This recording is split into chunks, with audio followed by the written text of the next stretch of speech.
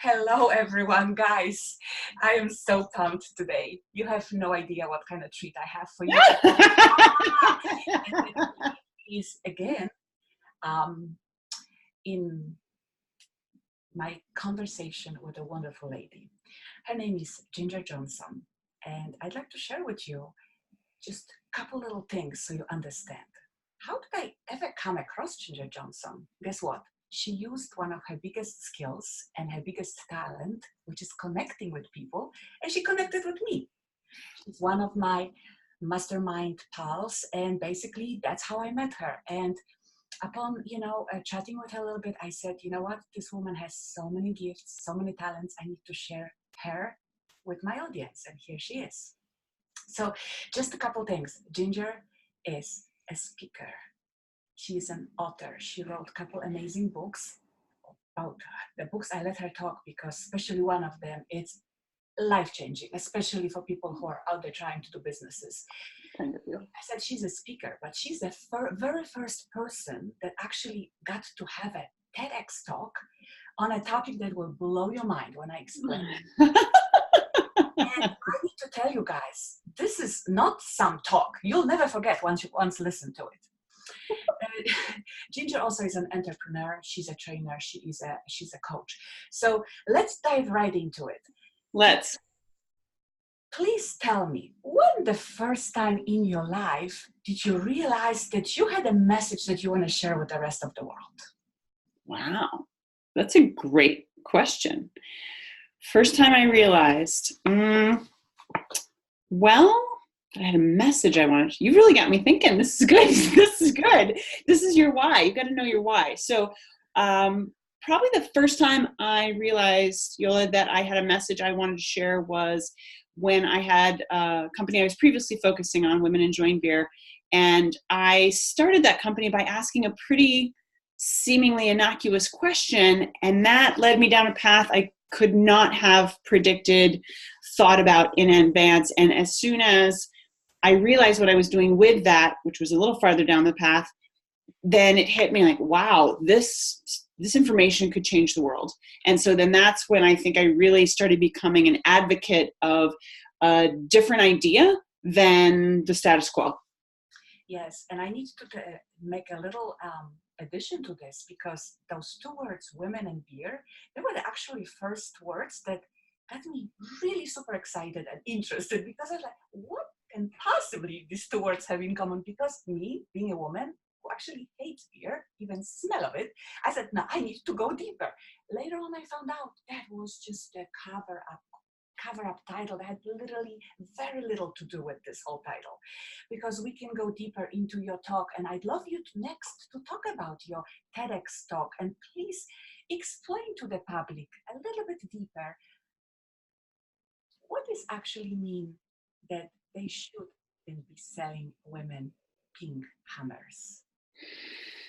Well, I have a little bit of hardware background, and I worked in a couple dynamic hardware retailers, and I would see every holiday season, Jola, every holiday season would come around, and we would get these gift packs of toolkits for women, and they were always pink, and they were always inferior quality, and that really resonated with me. I thought, well, wait a minute, what the heck?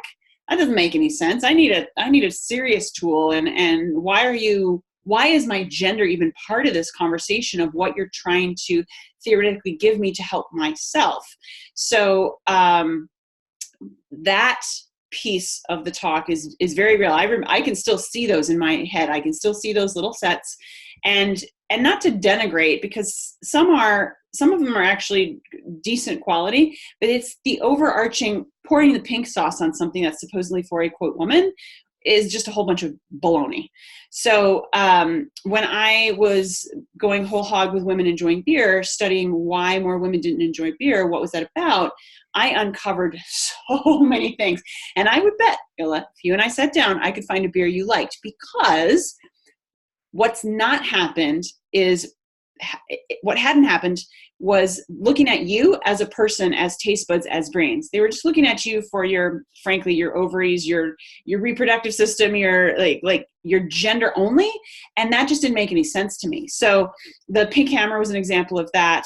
The beer is something I studied because I wanted to know what this was about. And it really isn't about gender. You're right. There's so much more. The first book, the Don't Sell Me a Pink Hammer, How to Market Beer to Women, is a marketing book. And so anybody in any category who wants more marketing insight, because I love marketing, marketing's communication, can find benefit. But I really wanted to go deep on what was going on in the bigger scope of how this was being offered to the world's largest population segment.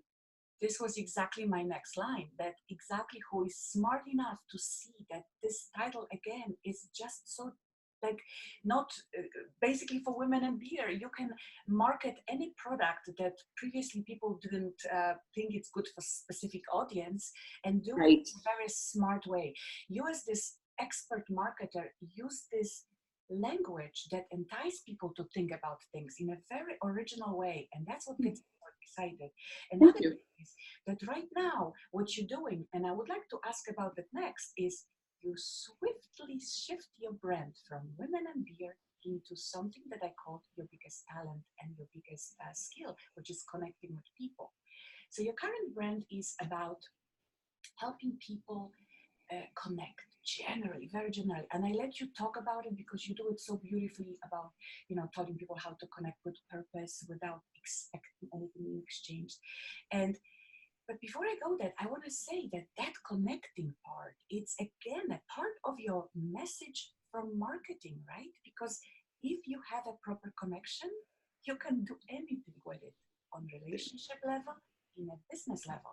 So before we move though, I still want to do one more question about that TED Talk. TED Talk is a dream for many people out there to even, do one of them in life, right? How does it happen for you? How did you do it? How did you prepare for it? Because that would be for my audience. Sure. TED, of course, is the parent, and then TEDx are independently organized events, as you probably know, Jola.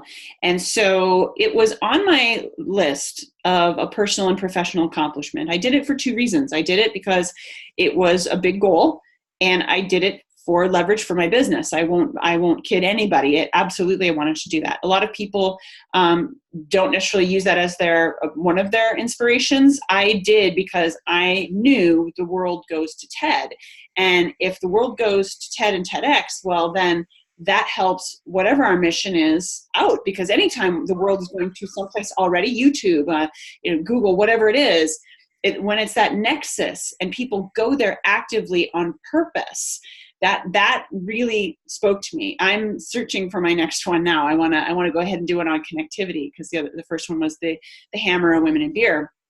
So how did I find it? I was at a conference several years ago talking to a young man, Andrew Healy. Props up to Andrew.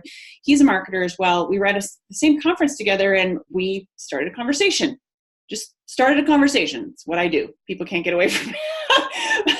It's fun because you always meet such remarkable people, right? Everybody's got a story. Everybody's got something interesting to share. So Andrew and I ended up having a 45-minute conversation, which went into what it meant to organize a TEDx, because he was a TEDx organizer with a group of people. Now, it's no small project, believe you me. It is a very large undertaking. It is a very scrutinized undertaking. TED has incredibly high integrity. And so in order for the talks that are submitted to get accepted, they have to meet that level of integrity. So I was fascinated by what Andrew told me on how this was coming together as somebody who's organizing the event. I'll take a tour of anything, Jola. Like, you give me a nickel tour of your foyer and I'll be excited. So knowing how things work are really interesting to me. So having the conversation with Andrew and then staying in touch, because it's what I do. Several months later, there happened to have been an earthquake where he was living in California, Southern California. And I was checking in, and he was okay, thankfully. And he said, yeah, we're just a few days out. We're making progress on the TEDx. And by the way, the application process is still open. You should apply. Like, oh, okay. So I did. And every application process is different. So some are nominations, some are submissions, some are video, some are in-person interviews. So they're all very different. So I would say, if you're interested in pursuing a TEDx talk or the TED Fellow or the TED Big Stage, learn where you want to go, because short of TED taking care of you, TEDx is on your own dime. So I look at it as like, where do I want to travel? And therefore build that into where I'm going to submit. And the second biggest piece is which TEDx's are really filming it professionally, because remember when I said there was two reasons. I want to do it personally. I want to do it professionally. I wanted to have a really great quote speaker reel. And it's been phenomenal for that whole Jola. The team at TEDx Napa Valley, they nailed it. You hate waiting for something like that. I think it took about a month, but really that's not unreasonable. You just finish something like, can I have it? Can I have it? Can I have it? And you're really waiting for it. They did a fantastic job. I still use it a lot. I get a lot of comments on it. So if people are interested, look at where you want to go, and then figure out how that TEDx takes the applications. It was a thrill. It was surreal. My first question, Jola, was how much space do I have? How big is that red dot? I want to know. Like, how much moving can I do? Because I'm a mover. So yeah, the team was fantastic. Made some fantastic connections, and it was a great experience. So may I say something? No matter how amazing the team was and the stage, how big, and what the location, if your speech wasn't amazing, that would not make no difference. Your speech was awesome. Well, thank you. That's kind of you. So much fun to listen. I listened 3 times to it. I just love it, how you fall on your knees. I love that big hammer. I'm not going to say anything else because people have to go. And if people want to check it out, they go to YouTube and they go Ginger Johnson TEDx Talk and they find you, right? Yes, they can do that. They can also go to gingerjohnson.com and search for it there as well, whatever works best. So that's it. We need to nail, because I know that people are interested. So now, after that, you got your, success. You published your book that is a phenomenal marketing tool for people. And then yet, you choose to change your brand. Wow. Wow. Yes. Why? Isn't that the good question? I chose to change it because, let's see, that was in 2015. I started Women Enjoying Beer in 2008. So I'd been going at it for, 8 years. I was starting to get frustrated, Jola. I was starting to feel like I constantly was swimming upstream. And now I don't mind swimming upstream. It can't always be that ladder of, boy, am I making any progress? Is anything I'm doing making a difference? Is it having an impact? And I got really, frankly, exhausted. I didn't have it figured out. If I knew then what I know now, it would be different, but here we are, and that's fine. So I started getting restless, and I started thinking, gosh, is this really the thing for me? Where's this going? What's going on? And I started questioning it. And then a friend of mine, we were having tea one day, catching up, and she said, Ginger, what if you're done with beer? What if you're done? And I hadn't thought about it quite that pointedly, Jola, and that was really helpful, because I thought, oh, well, maybe I am. So I spent the next about 1.5 to 2 years figuring out, if it's not going to be beer, what is it? And I started doing what I call prairie dogging. I started like popping up out of the ground, like, oh yeah, it's going to be this thing. It's going to be food, or it's going to be this. And then you kind of the prairie dog, when there's nothing else to see, it goes back down underground, like, until it pops up again. And I did that 4 or 5 times. And then finally, one day it popped up in essence, and I'm like, oh my gosh, it's connectivity. And it's always been connectivity. So I was able to put a word on it, a concept on it, and think, oh yeah, this feels great. I'm going to pour this all over myself. This is it. Now, what is it? Now, how do I take that forward? What that message, I knew what that message was, just like you said earlier. When was the first time I had that message? Now I absolutely had a message, and I couldn't wait to share with people. So how was I going to put it forth? So one of the first things I did was I wrote my second book, The Connectivity Canon. I wanted to be really, really clear, Jola, because how many people, you and I included, the audience included, how many times have we been curious about something, but it's not clear what that something is coming from the origin? Like, okay, so what happens? We leave. We don't spend any more time. I knew I needed to be super clear if I was going to be able to spread my message, and if my message was going to matter and be functionally useful for people. So writing the books has not been an ego play for me at all. I mean, I really like it. It's a lot of fun. I love to write, and I've got a great editor and book layout and so forth. So there's a team element to it. More importantly, I want these things to matter. We don't need more books. So if we have more books, let's make them matter. And that was one of the very first things I set out to do. It's almost been a year. On the 24th of August last year, I got my order, my first order. And so, it's been a great tool for me and for everybody. It's not about me. It's about sharing it forward. Oh, here's the book, and this will help you. Yes. And it's very interesting, everything you say. But again, I'm going to ask a question almost overlapping the whole thing. Like, if you give my audience one tangible advice, what would be the recipe of switching from those superficial, fake relationship and connections into those deep, true, the ones that matter, the ones that change everything in our lives? What would you advise them? I would encourage people to think of their relationships in their lives, and one big breakthrough would be that connecting has to happen on purpose, Jola. You have to be very intentional about it. Now, I know you're a very intentional person, and a lot of people listening are probably very intentional. Intentional means that you're doing something with meaning. You're not tipping the waves, you're going underneath. And there's a lot of people who sometimes use the word networking for me, and I gently correct. I mean, no, I'm not a networker. I'm a connector. There's a big difference. Networking is superficial, and that's what a lot of times people are like, I don't want to go to that event. I don't want to go to the networking event. I have to, like all this kind of stuff we put on that we really don't like.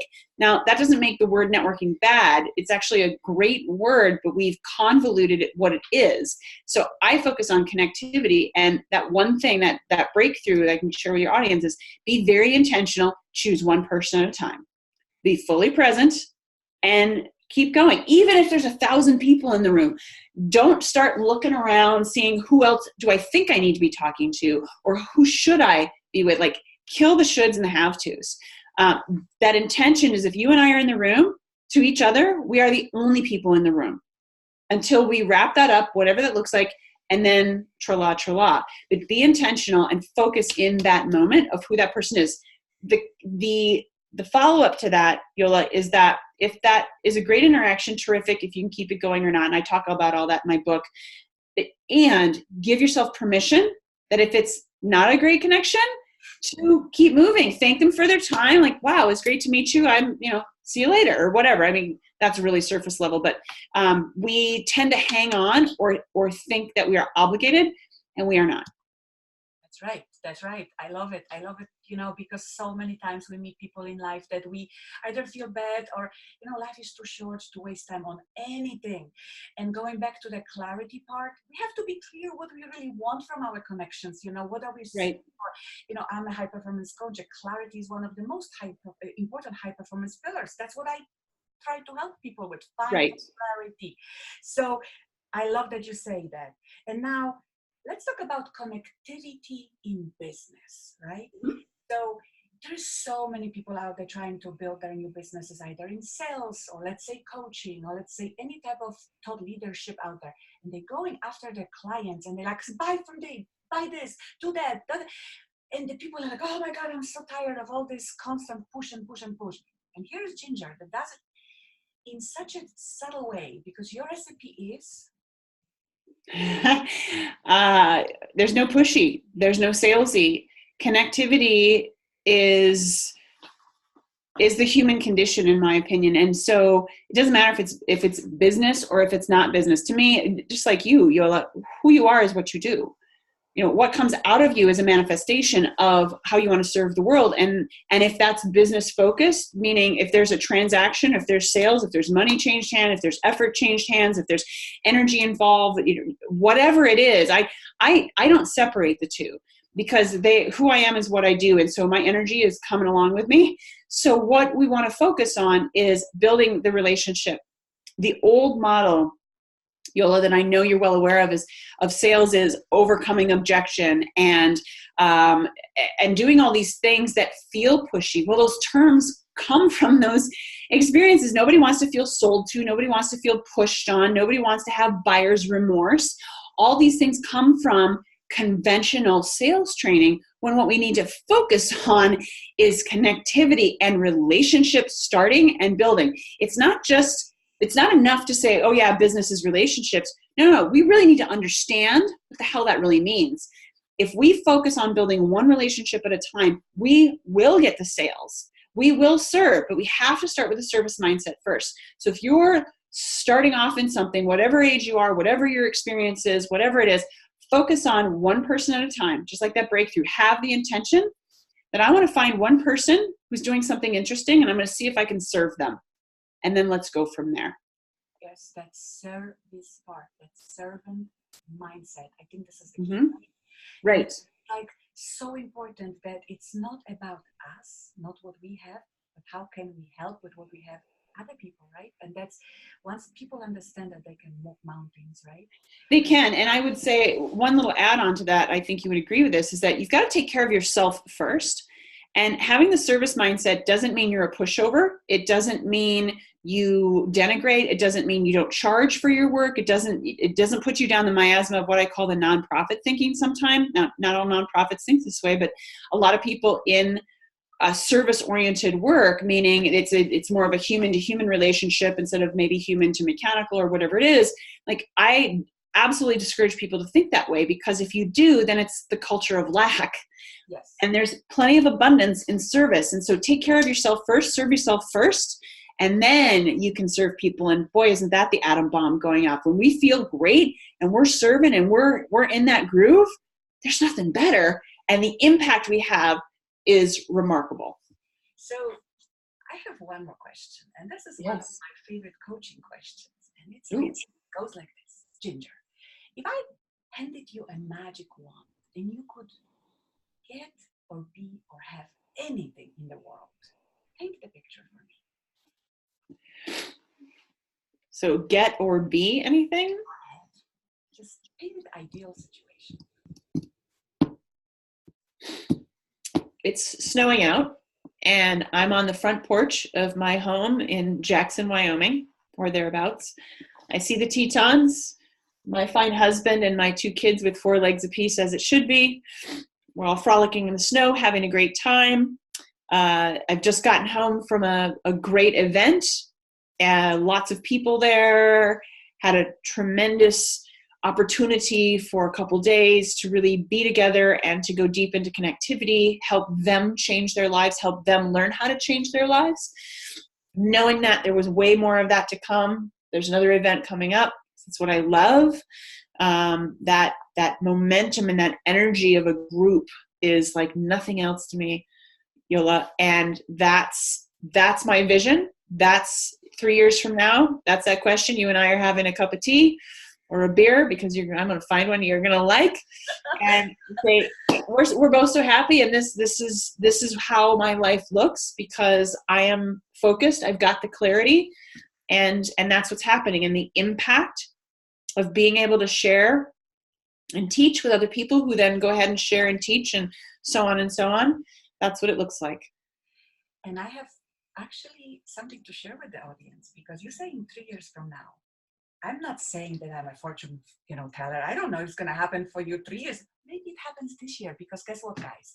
Ginger on 1st of November will have her first connectivity summit, isn't it? Something so special. She's organizing. Is it your first connectivity conference event? No, it's not. And thank you. It's so kind of you to bring this up. So it's my second one. I did a VIP event. I had 23 people in the room in May, but this is bigger and bigger in the think. And the registration's already starting. We've got a VIP package this time, and very, very excited because it's all about spending a day with self-growth and with other remarkable people. And I'm looking at the people who are registering already, Jola, and I'm so excited. I'm so pumped. Because you are like a magnet. You attract people who are like-minded, who are like you, who want this. Nobody who's not interested going to attend this in Oregon. Right. And that's great. Right. But it's exactly what you want. You want to have people who not only you can help, but they can go further and spread it. So please tell people about it. We're going to drop underneath this interview the link, not only to your website and whatnot, but also to this particular registration. If there's anyone that would like to get deeper into learning about the connectivity. And that goes further, guys. That just not goes for your own private business. But if you are running your organizations, your company or something, and you'd like to bring Ginger as your speaker, you can do so as well. She does amazing, amazing talks. And you can, you know, I'm not going to go deep into this because everything is on her website, all the menu of her services. But I tell you one thing, if you see this person right here, bubbly, happy, with sense of humor, watch her TED Talk. I'm telling you, you got to do that. Then tell me if I'm wrong. It's phenomenal. I honestly am so pumped that I get to see Ginger in September and actually in person in Sundance. But to be honest, guys, that's what you need to do. You need to register for one of her events if you are interested into mastering your connectivity skills. Thank you. I'd love to have people in the room who want to go deep, who are trusting, who are curious. It's gonna be a fantastic day. So 100%. And so since, you know, I promise you, I'm not going to steal too much of your weekend time. We're going to wrap it up. So once again, if anyone would be interested to learn more about Ginger, where they can find you on social media, because the website is www.gingerjohnson.com, right? Correct. Yes. What's your handle on LinkedIn or on Facebook or Instagram? Sure. So Ginger Johnson is my hub. All my icons are on there, so if you don't remember, you can go there and find them easily. I'm very active on LinkedIn, Ginger Johnson. YouTube, got a channel, Ginger Johnson. There's also a Ginger Johnson musician. That's not me, even though I love to sing. And so far, that one's not me. But you'll recognize me if you're watching this, and you'll probably recognize my voice if you're listening to this. Twitter, Ginger Johnson, pretty simple. Instagram, Ginger the Connector. So that's my forest of choices. Thanks. Wonderful. I am super pumped that thank you so much for spending the time with me, because I know, it's a weekend. You could have been here with a family, with friends, with your 2 fur babies, whatever. You chose to be with me. I so very much thank you. And I hope that we brought a little bit insight to people out there how important connectivity is, because certainly it is important for me. That's why I invited you. Well, I'm so honored. Thank you so much, Jola, for having me. Truly, I'm super excited we get to be in the same room together. Anybody who wants to reach out to me can do it. I will respond to any communications, and go forth, get your clarity. People, hire Jola. You want her for your coach. Think about that. Get clear, because life changes so fast with a coach. Oh, you don't have to wait. The coach fast tracks you. So Jola, thank you so much. We will see you soon. And thank you everybody for listening. Thanks, love. I talk to you soon. Ciao. Okay, bye.